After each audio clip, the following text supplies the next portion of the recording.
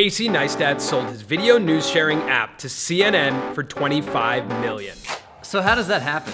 How do you go from having an app that actually was kind of a failure? It was kind of a failure, Yeah, right? it was self-proclaimed failing. We were wrong. It got boring quickly. To being acquired by CNN for $25 million. And then how do you go from app to YouTube channel news network? We've been big fans of Casey Neistat for probably like 6 years now. What are you guys doing back here? We have a lot of thoughts on Beme, and we're gonna share those with you in this video. But first, we're gonna tell you the story of how this all happened. There was nothing I've ever done that has scared me as much for as long of a time as starting a company. But I think we should go get a coffee. All right, should I carry the light with us? Yeah, carry the light. This is not sustainable. Yeah, but it looks great. It does look nice, but really we're about to run out of cord. So the story of Beme starts with Casey, and Casey's been uploading videos to YouTube since 2010. My inspiration is always anything that kind of affects me, anything that makes me think, anything that I think that I would talk about to like-minded individuals is something that I'd make a movie about. He had a couple of viral hits. I got a ticket for not riding the bike lane.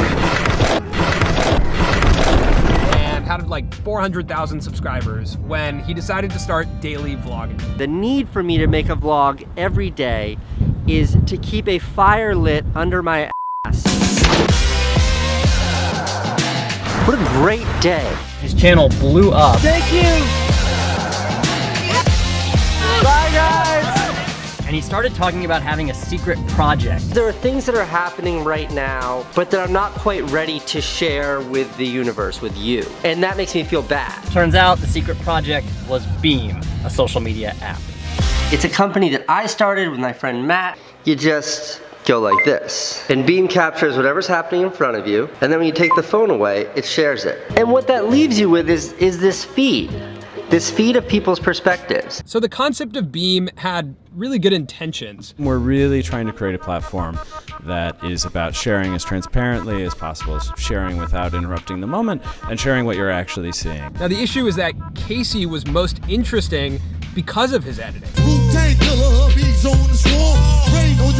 So Casey stopped talking about the app as much, but he continued to daily vlog. And the daily vlogs did more for the brand of Casey Neistat than they ended up doing for the brand of Beme. Every time I mention the name Beme, people download it. And we didn't want downloads. It wasn't ready. That's hot. So Casey stopped talking about Beme on the vlogs. Right now, we're just figuring out what makes the most sense for us. Someone trying to buy you? Things are moving very quickly in a number of directions. And then, all of a sudden, this happened.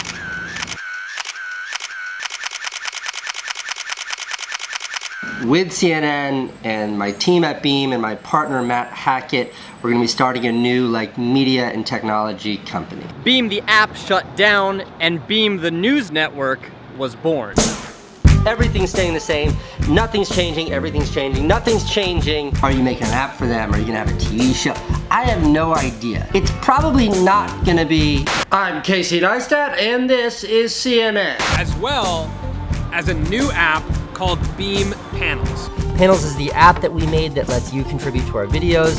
Oh yeah, look at that light. It's a parking sign.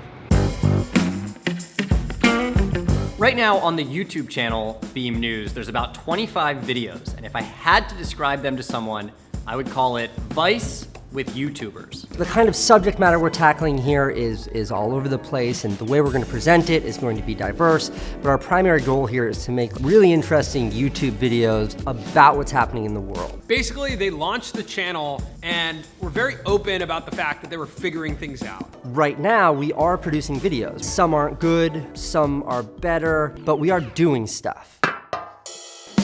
One was to figure out the style of Beme. And in some of their videos, they said, this doesn't feel enough like YouTube. Reading from a teleprompter didn't feel right. The vibe of it didn't feel enough like a YouTube video. You watch Vice News, it feels a lot like a documentary. Beme News, way more casual, and intentionally so.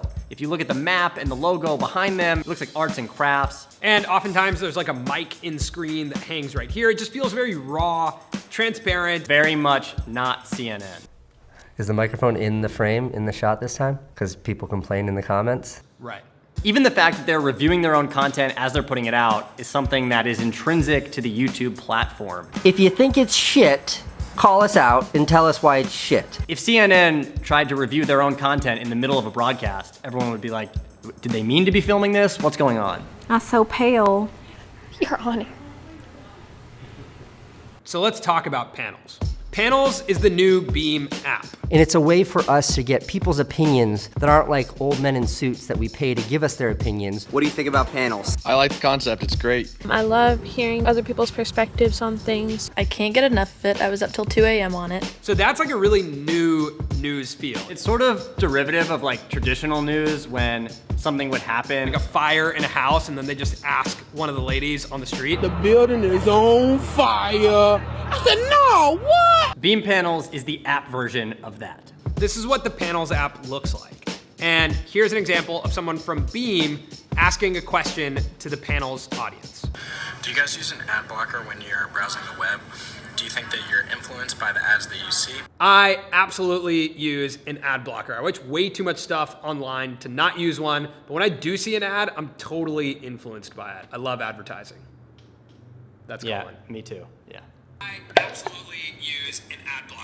So once you respond to one of those questions that the Beme team, yep, your video could potentially be pulled into a Beme News video, like this. Should weed be legal? I think we should definitely legalize it. That way we can regulate it, tax it. What do you think?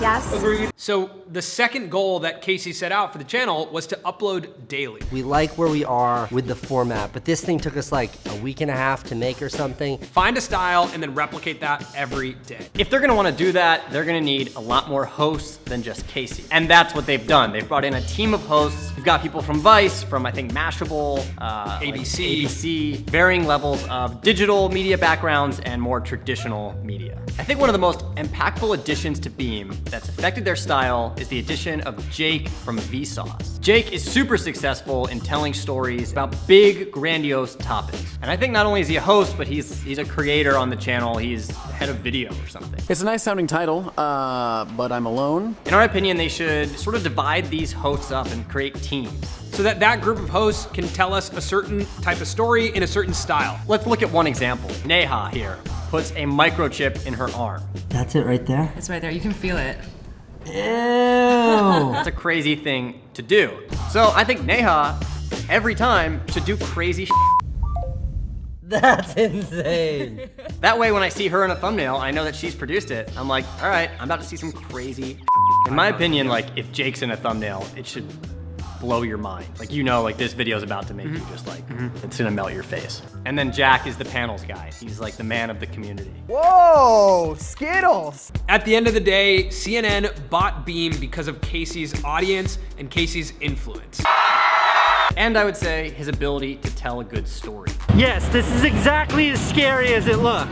The reason why we care about Casey and watch Casey is because we have a personal connection with him. He's talking right to us and he's letting us into his world. So basically we think that the Beme hosts need to generate that same relationship with the audience that Casey has. I'm not promoting Beme's YouTube channel on my main YouTube channel right now. And the reason why is I want the bench to be deeper on Beme's channel. He doesn't have to talk about the videos that are on Beme on his channel, but he should talk about the hosts. Casey should bring in some of the hosts, feature them maybe on his YouTube channel, build their names up, and then when they're on Beme, we're more likely to want to hear the news from them. This is a long play for CNN. Like, they want Beme to be wildly successful for the next 10, 20 years. They want to break into new markets. If Beme can make it feel like we're getting our news from people that we know personally, then they're really onto something. So those are our thoughts on Beme. Let us know if you guys have watched Beme videos. If you haven't yet, we've linked the channel in the description. Give it a watch and let us know what you think in the comments about Beme's videos and what you think could make them successful in the future. And subscribe to our channel by clicking here. On my face? It's in the middle. Don't cover my face, man. I didn't. It's right here. Okay, so click here to subscribe, like this video, and comment below.